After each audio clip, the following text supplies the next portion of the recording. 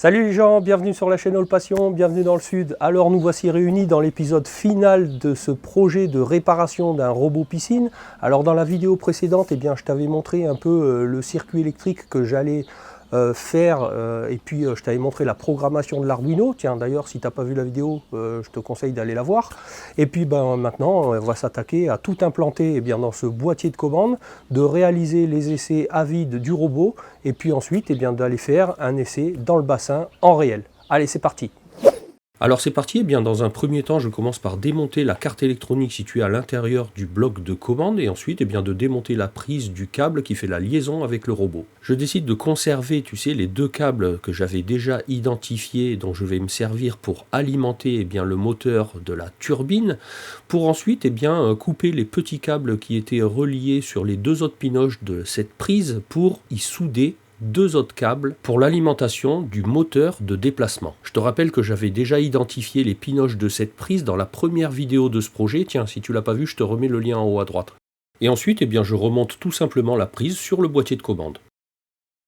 Étape suivante, je décide de dépioter la carcasse de l'alimentation 24 volts que j'avais récupérée, de la souder sur l'alimentation 220 volts qui vient au boîtier de commande de ce robot, pour ensuite la positionner dans ce boîtier de commande pour laquelle je décide de réaliser un support pour fixer un peu tous ces équipements à l'intérieur. Alors il te suffit ensuite de positionner simplement tous les petits équipements qui doivent être contenus dans ce boîtier de commande. Je te rappelle la petite carte Arduino, les platines de relais et notamment aussi la platine d'alimentation de la carte Arduino. Parce que oui, la carte Arduino doit être alimentée en 9 volts et puis au lieu de tirer une autre alimentation par sa borne d'alimentation jack, je préfère installer une petite platine de commande, je vais te montrer, pour transformer le 24 volts en 9 volts. Je décide aussi de percer le boîtier de commande pour pouvoir y raccorder simplement le connecteur USB si jamais j'avais envie de pouvoir modifier le programme sans avoir à tout démonter. Alors pour alimenter directement la carte Arduino depuis mon alimentation 24 volts, j'ai acheté ce petit module, tu vois, LM2596 DC-DC, donc courant continu, où la tension admissible est compatible avec le 24 volts en entrée. Et puis avec ce petit potard, j'irai régler la sortie en 9 volts, de sorte à pouvoir alimenter mon module Arduino. Alors tout simplement, maintenant je vais raccorder l'alimentation 24 volts et puis on va procéder au réglage du module. Alors comme tu peux voir, il s'éclaire et il délivre 18,7 volts en sortie. Maintenant je vais agir sur ce potentiomètre pour m'approcher au mieux d'une tension de 9 volts continue en sortie. Donc là, comme tu peux voir, je suis parfaitement réglé pour pouvoir alimenter mon Arduino en 9 volts continu. Donc pour faire simple, je vais raccorder tout simplement, je me suis équipé de cette petite plaque, comme tu as vu, de raccordement avec les bandes, tout simplement parce que mon alimentation principale, je vais la faire ici, ici, sur les mêmes lignes, plus et moins, je me servirai de cette alimentation pour aller alimenter mes relais, les contacts de puissance en 24 volts pour les moteurs. Ici, j'aurais raccordé aussi l'alimentation de ce petit module qui va me permettre d'alimenter Arduino. Et comme je vais avoir besoin de plusieurs plus 5 volts, notamment pour l'alimentation des bobines des relais, je prendrai une sortie plus 5 volts de l'Arduino que je viendrai reporter sur ce connecteur pour pouvoir l'utiliser plusieurs fois. Je peux donc à présent finaliser le raccordement de la sortie de cette petite carte pour l'alimentation de l'Arduino. Ce qui veut dire que maintenant, si je connecte mon alimentation 24 volts au secteur, mon module de transformation alimente bien mon Arduino en 9 volts continu. Celui-ci fonctionne. Donc quelques petites vis, deux vis pour aussi fixer cette petite platine sur le support que j'ai fait. Ensuite on continue, je positionne tous les autres petits équipements électriques comme les platines relais, je les fixe au support de maintien et puis ensuite j'effectue le raccordement électrique de tous ces équipements tel que le schéma de câblage qu'on a défini précédemment. Et bien maintenant, me reste à m'occuper des deux boutons poussoirs pour la mise en route et l'arrêt du cycle, ainsi que le positionnement des deux LED rouges et vertes. Alors je décide de réutiliser la platine d'origine électronique de ce boîtier de commande, puisque les boutons poussoirs sont déjà bien appropriés, puisqu'ils font la jonction entre cette carte électronique et l'extérieur où on appuie, puisque ce sont des boutons poussoirs rallongés. Donc je trouvais ça intelligent de pouvoir les réutiliser. Toutefois, et je sectionne toutes les pistes électroniques de cette carte au cutter, un grand coup de cutter, pour éviter d'avoir tout court-circuit, pour isoler parfaitement ces boutons poussoirs. Eh bien, je n'oublie pas de souder la résistance de 10 kΩ de pull-up sur le bouton poussoir de mise en route du cycle, et ensuite j'effectue tous les raccordements, je positionne les LED aux bons emplacements, et puis je soude toutes les résistances de ces LED et puis tous les fils qui vont me permettre de raccorder tout ça à l'Arduino. Et bien une fois que tout est raccordé sur l'Arduino, il est temps de mettre tout ça sous tension sur le secteur 220 volts, de vérifier que l'alimentation 24 volts est bien alimentée, que l'Arduino l'est aussi, qu'on n'a aucun autre relais enclenché sur notre circuit, que notre LED rouge d'arrêt cycle est bien alimentée et bien éclairé. On lance le départ cycle pour constater que la LED verte s'éclaire, que le premier relais de moteur d'aspiration pompe est enclenché, que 6 secondes après on a bien le premier relais d'enclenchement du moteur de déplacement. Ça a l'air de fonctionner. Alors comme tu as vu, ça a l'air de fonctionner, hein, une fois que tout est remonté dans ce boîtier de commande. Alors tu as vu en début de vidéo, j'ai réutilisé, tu t'es rendu compte que j'ai réutilisé la platine d'interrupteur avec les LED que j'ai ajouté dessus. Bien évidemment, moi cette platine elle me sert que de support, hein. J'ai cisaillé toutes les pistes à coups de cutter, mais j'ai profité des interrupteurs, des BP qui étaient un peu rallongés pour pouvoir avoir l'action depuis mon boîtier, depuis les touches extérieures. Alors bon, bien évidemment, hein, moi j'ai voulu réutiliser le boîtier d'origine, mais si ça n'était pas rentré, j'aurais fait un autre boîtier, hein. Ça c'était pas le souci. Le principal c'est que, comme tu as vu, ça a l'air de fonctionner. Alors maintenant ce que je te propose c'est que on va mettre la prise raccordée à ce boîtier et puis on va vérifier avant de remonter tout dans le robot que ça fonctionne comme on le souhaite. Alors dans un premier temps je connecte la prise du câble immergé à l'intérieur. Je peux provisoirement refermer le boîtier de commande. Je le mettrai les vis une fois que qu'on sera certain que ça fonctionne correctement. Et je branche au secteur.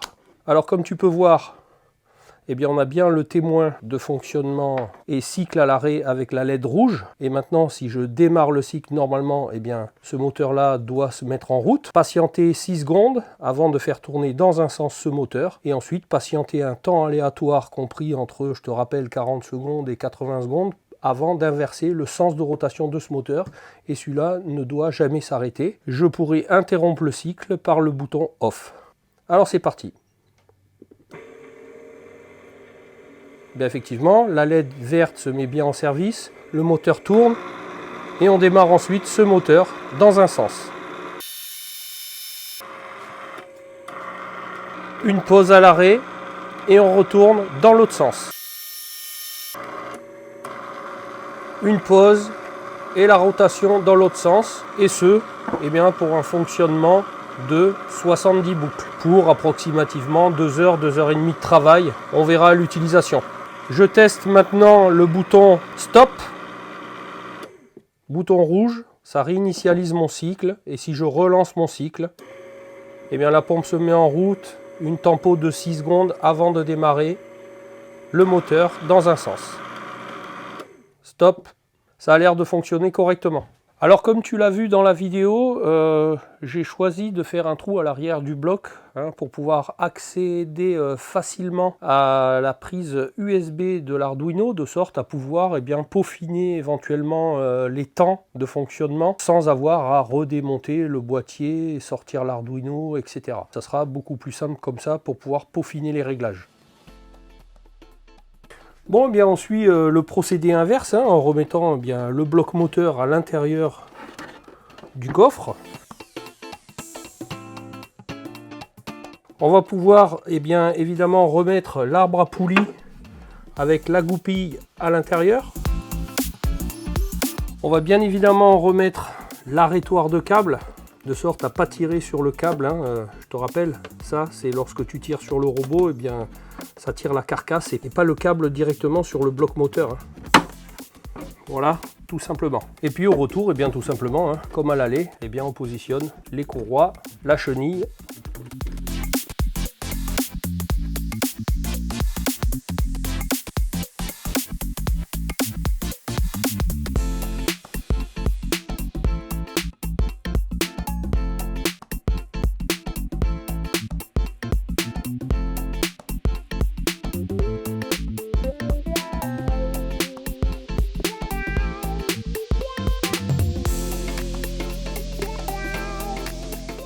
Bon, mais comme tu peux voir, eh bien, on va refaire un petit essai à vide comme ça avant de faire un test en réel dans le bassin pour vérifier que tout fonctionne. Alors, eh bien, je rebranche le secteur. Toujours pareil. J'ai bien mon arrêt cycle témoin voyant rouge. Eh bien, je mets en route. J'entends bien la turbine qui se met en service. Et l'avance du robot.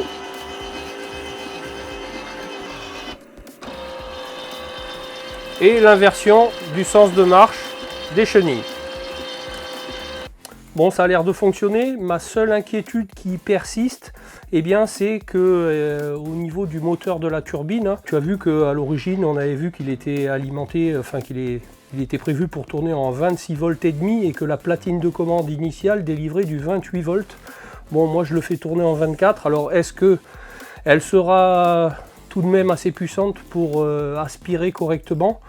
Bien ça c'est à l'utilisation que je le verrai, auquel cas il me suffira de changer à l'intérieur de mon boîtier la lime principale, de refaire le réglage tu sais, de la petite carte de transformation pour alimenter en 9 volts le petit Arduino, si ce n'est que à l'intérieur, s'il faut que je monte la tension à 28 volts ou 30 volts, je sais pas, on verra. Donc il faudra peut-être faire un bon compromis entre ces deux tensions, 26, 28, on verra bien. Donc on va tester ça en réel et puis je te reprends après pour la conclusion de cette réparation de robot piscine. Bon voilà les gens, on est près d'un bassin pour tester le robot avec la lime 24 volts. On va déjà voir comment il se comporte et puis si ça ne suffit pas, je changerai la lime comme je t'ai dit dans le boîtier.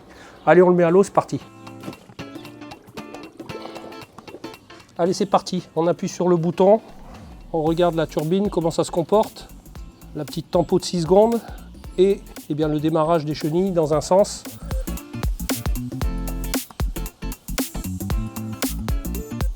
On va voir comment il se comporte pour monter les escaliers, s'il y arrive, s'il y a assez de puissance.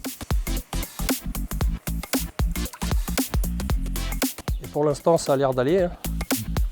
Même au niveau de la turbine, tu vois les remous en surface.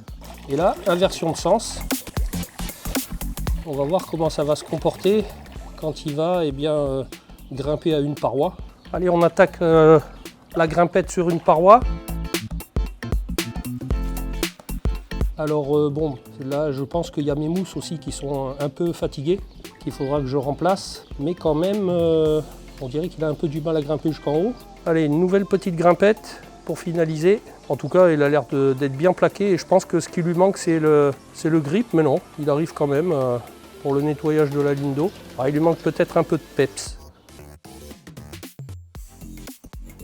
Tiens, voilà, alors le type d'Alim 30 volts 5 ampères, tu vois, je te montre que j'ai commandé sur AliExpress, que j'ai reçu, et puis, tu vois, je vais te montrer, dire en live avec le Matrix, qui sort du 30 volts continu. Donc tu vois, en jouant sur le petit potard marron, je suis arrivé à baisser la tension à 28 volts. Je pouvais même descendre encore en dessous, mais comme le boîtier d'origine sortit du 28 volts, je vais la laisser comme ceci, et puis on verra bien comment ça fonctionne. Bon alors, comme tu peux voir, un petit peu d'adaptation pour changer la lime, parce que voilà la lime 24 volts, et puis voilà la lime de 30 volts qu'il faut caser dans ce boîtier. Alors j'ai enlevé la lime de 24 volts, et puis ce que je vais faire, c'est que avec un petit peu de découpage à la Dremel des pions qu'il y avait en dessous, là, à la Dremel, eh bien je vais caser la lime, tu vois, je vais y mettre 4 points de colle chaude.